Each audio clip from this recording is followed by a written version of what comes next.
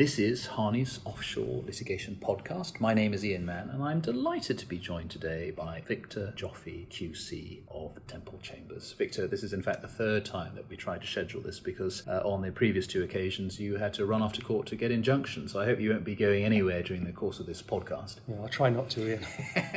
Thank you so much for joining us, Victor.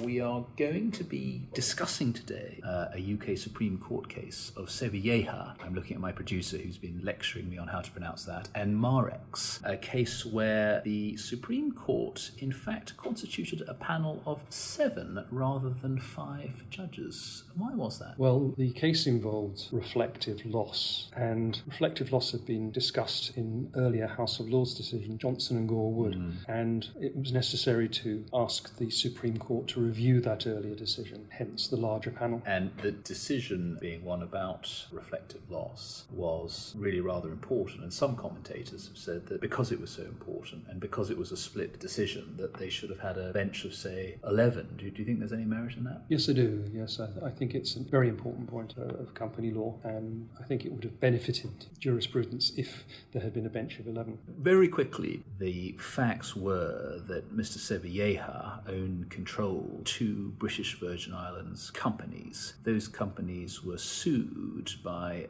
the appellant in the appeal called Marex, and Marex were successful at first instance in England. They obtained a judgment for over $5 million and costs. The learned judge in that case gave the parties a copy of his draft judgment in the normal way, due to be handed down a number of days later. In the interim, Mr. Sevilleja appears to have caused his 2 BVI companies to transfer over $9.5 million from their London company's accounts, make it impossible, it is said, for Marex to receive payment on the judgment debt. He then goes a step further and he places both those BVI companies into liquidation. And in fact, he seeks Chapter 15 recognition in the US, but that's unsuccessful. Marex, unsurprisingly then, brings a fresh claim in England seeking damages from Mr. Sevilleja in tort for inducing or procuring a violation of its rights, avoiding the judgment, and other intentional economic torts. His defence, very clever, Mr. Sevilleja's defence, is that actually Marex's claims are barred by the principle of reflective loss. I'd always understood reflective loss to only apply to shareholders. Has that traditionally been the case? Well, that's how it all started out. The origin of the doctrine is Prudential and Newman No. 2, where the English Court of Appeal held that it applied to claims brought by shareholders in respect of diminution in the value of their shares or diminution in the flow of distributions which had been caused by a wrongdoer who had acted in breach of duty both to the company and to the shareholder. But subsequent cases have expanded that, firstly to include shareholders who were creditors, a case called Gardner and Parker in the English Court of Appeal, and then subsequently in the Marex case itself, where the English Court of Appeal held that the reflective loss rule applied to creditors who were not shareholders. And all of that stemmed from Johnson and Gore Wood, and in a number of cases, not just in those 2, Johnson and Gore Wood had been used to justify an extension of the reflective loss principle beyond the 4 corners of Prudential and Newman. Just so our listeners can understand, what was the purpose of the reflective loss principle? It's a rule of law, essentially. Why did the judges starting Prudential think that it was a good idea? Well, essentially 2 reasons. One is that if the company suffers loss, then only the company can sue in respect of that loss. That's the old Foss and Harbottle rule, essentially. And indeed, the other part of Foss and Harbottle is that the shareholders can't complain if the proper organs of the company carry out a particular act or fail to carry out a particular act.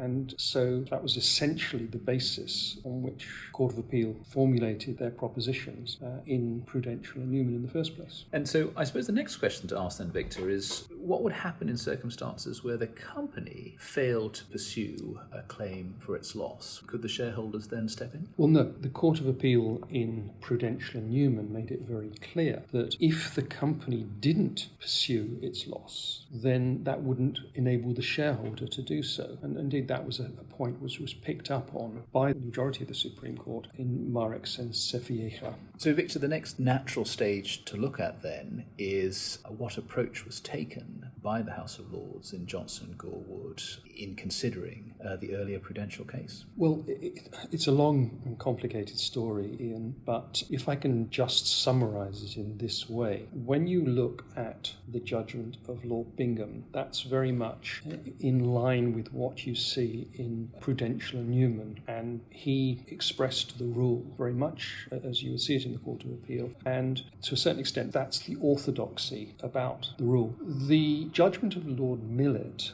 was somewhat broader. Lord Millet did justify the rule in a much broader sense than Lord Bingham. In particular, he relied on principles of double recovery, he relied on causation, but the key concern which emerges from his judgment is where he seems to suggest that the no reflective loss rule applies not just to diminutions in the value of shares and in diminution in flow of distributions, but it also applies to any other sums of money which the shareholder might recover against the company in whatever capacity, such as employee. And when we get to Sevilleja, in fact, the majority decision given by Lord Reed is quite critical of Lord Millet's expanded approach, and he draws us back to Lord Bingham, and he calls them Lord Bingham's three propositions. That's correct, yes. I should just say by way of a footnote that the other three law lords in Johnson Gore Wood gave judgments which to a certain extent agreed with Lord Millet, but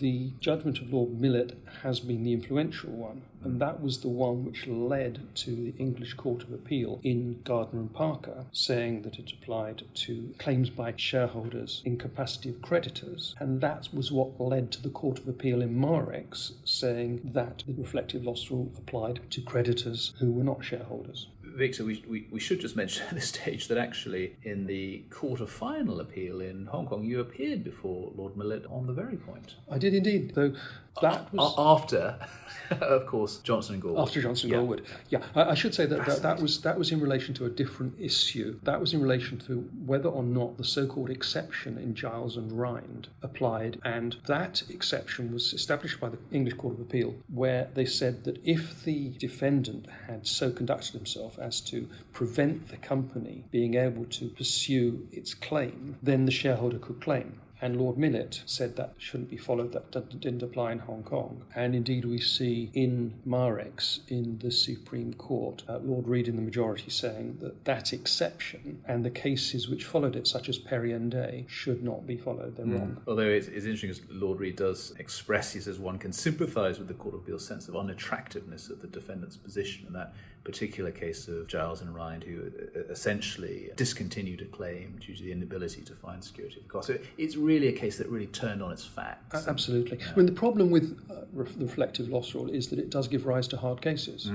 And you do often, as the Court of Appeal plainly did in that case, feel sympathy for somebody who is barred from recovery. So carrying on with our trot through these mighty big cases and trying to summarise them with some brevity, taking us to Marex, we've already discussed how Lord Reed has brought it back to how he describes Lord Bingham's three propositions. Yeah. And so the case of Marex is now a more limited, refreshed version of reflective loss, is it? Yes, that's a good way of putting it.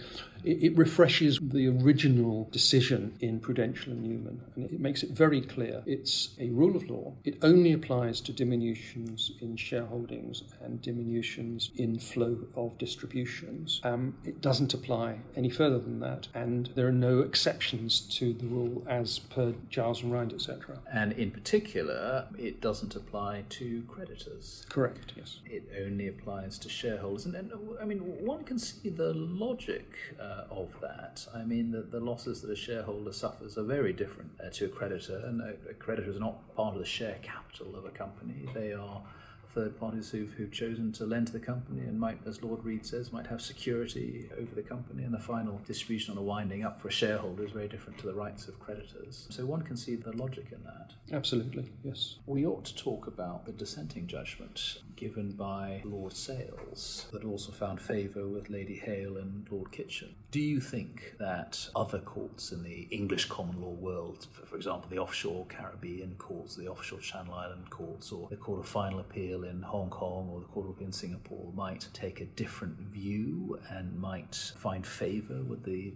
dissenting judgment of Lord Sales? Actually, that raises a number of points, Ian. What Lord Sales says is that properly analysed, Prudential and Newman does not provide authority for the proposition which Lord Reid and the majority have found. And so he effectively says that there is no rule against reflective loss. And where you've got competing claims by a shareholder and his company against a defendant, then normal rules apply. Double recovery, of course, applies, and it has to be worked out effectively on a case-by-case basis, which is a very interesting theory, but of course it doesn't represent the law in England because the majority have reached their opposite conclusion. Some of the courts in foreign jurisdictions have already made the choice. They apply reflective loss rules, but they apply it very much as Lord Sales suggests. Singapore is one such example where the courts will take procedural steps, for example, to avoid double recovery. So there are those jurisdictions where this doesn't really arise. And in a sense, it's an amalgam of the two approaches in the Supreme Court. So far as Hong Kong is concerned, courts have a choice really between Johnson and Gore Wood, which was effectively affirmed in the Waddington and Chan case, or they would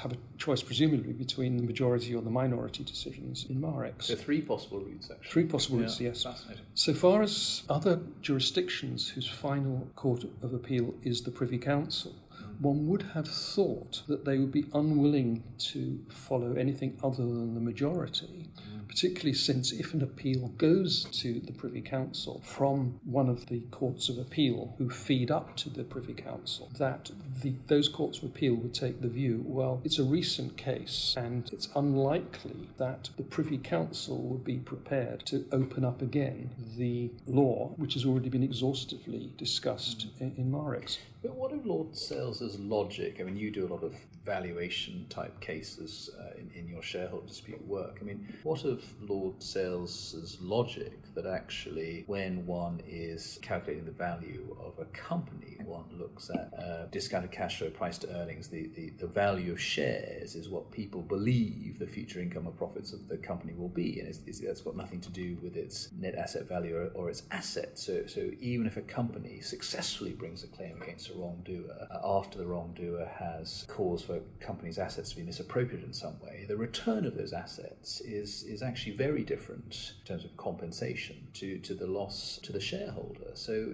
isn't it quite attractive to let shareholders have their own claims, even for diminution of value of their shares and the loss of the flow of dividends? I don't think you can really dispute the logic, and I think that you're right. It would make sense from one point of view to allow shareholders to have their own claims, but that logic is also taken into account by Lord Reid, because that's one of the reasons why he says that Lord Millett was wrong in Johnson and Gore Wood, because Lord Millett effectively said that a share is a proportionate share of the company's assets. Lord Reid criticises that. Yes, he does. But there is something to be said on both sides of this argument. Yes, it's certainly possible to approach it the way that Lord Sales suggests, but I think the attraction, certainly for the majority in the Supreme Court, was the promotion of certainty, and that you don't have these types of issues having to be litigated out because you know what the position is as a matter of law before you start. Now, you can certainly make an argument to say that isn't the right position, but as I say, the matter had been determined, and I think it's probably been determined once and for all. Well, Victor, that has been an amazing trot through some very complex cases, and so thank you very much for appearing as an honourable guest on our podcast. I hope you'll agree to do this another time. I'd like to very much, Ian. Thank you very much. Thank you.